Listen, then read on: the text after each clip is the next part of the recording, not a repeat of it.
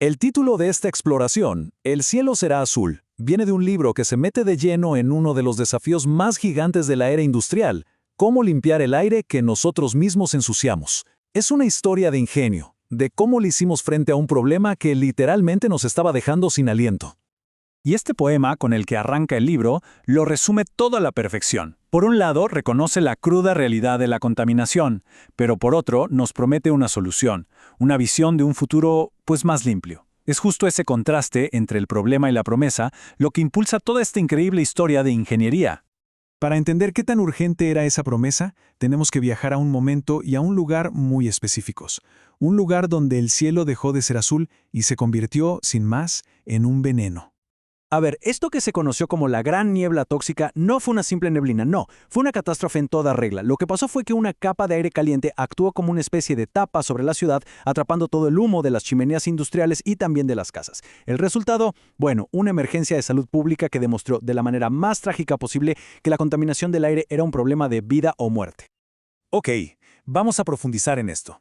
Para entender cómo se llegó a la crisis de Londres, hay que ir al origen del problema. Y ese origen está en el corazón de la revolución industrial, específicamente en la industria metalúrgica. La palabra smog, de hecho, describe perfectamente a este monstruo. El libro lo llama el descendiente deforme de la naturaleza y la civilización. Y es que no es solo humo y no es solo niebla, es una mezcla tóxica donde las partículas y los gases reaccionan entre sí, creando algo mucho, pero mucho más peligroso. Ahora, para darnos una idea de la escala del problema, pensemos en esta cifra: 43.000 toneladas. Esa era la cantidad de polvo que una sola fundición de cobre, una de tamaño promedio, podía lanzar al aire en un solo año. Y para poner ese número en perspectiva, el libro nos da esta imagen increíble. Un tren de 7 kilómetros de largo, completamente lleno de polvo. Esa era la cantidad de contaminación que salía de una sola planta, año tras año tras año.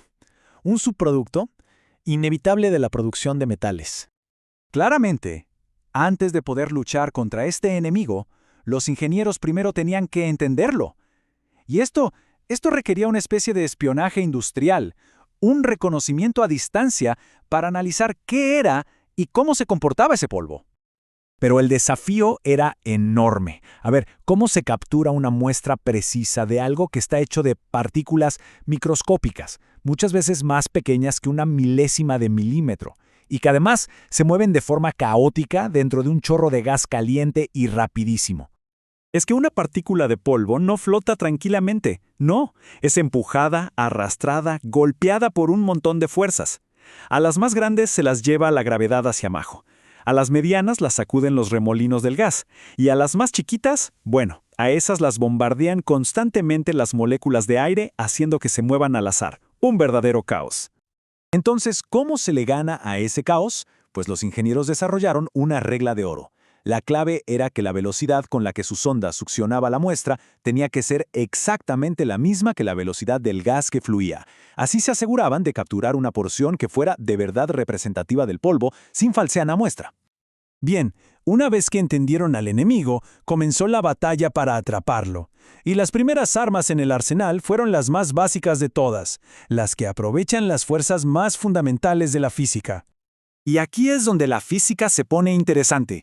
La fuerza centrífuga, sí, la misma que nos pega al asiento en una montaña rusa, se puede amplificar para que sea cientos, incluso miles de veces más fuerte que la gravedad.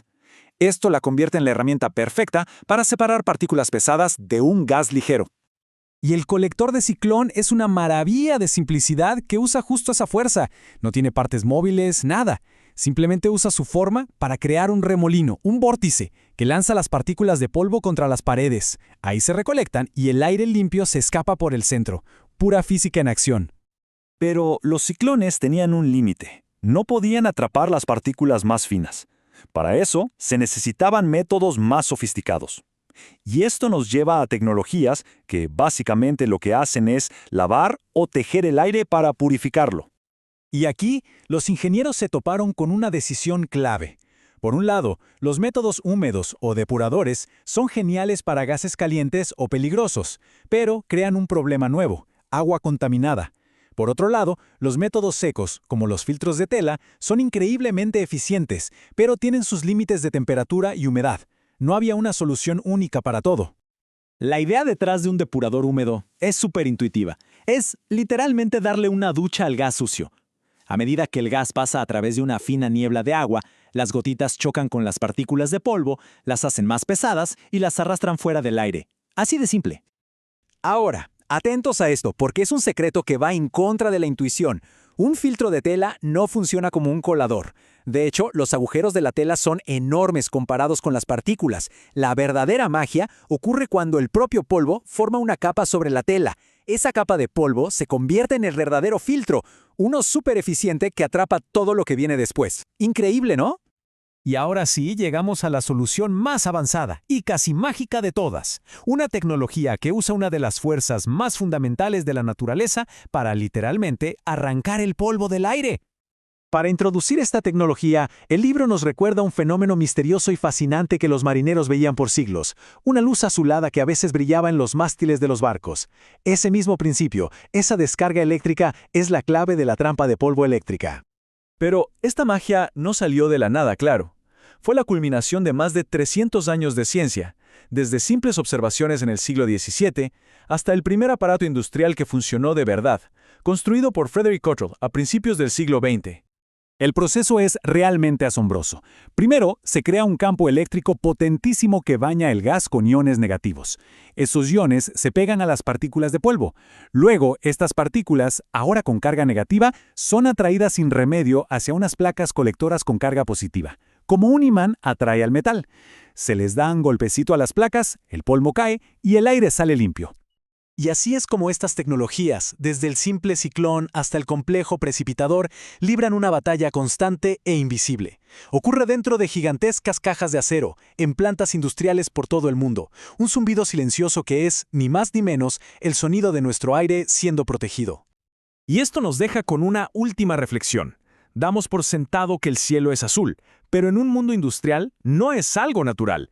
Es el resultado de décadas de ingenio, de un ejército invisible de máquinas trabajando sin parar. La verdadera pregunta es, ¿cuántas otras cosas que damos por sentadas dependen de este tipo de ingenio silencioso?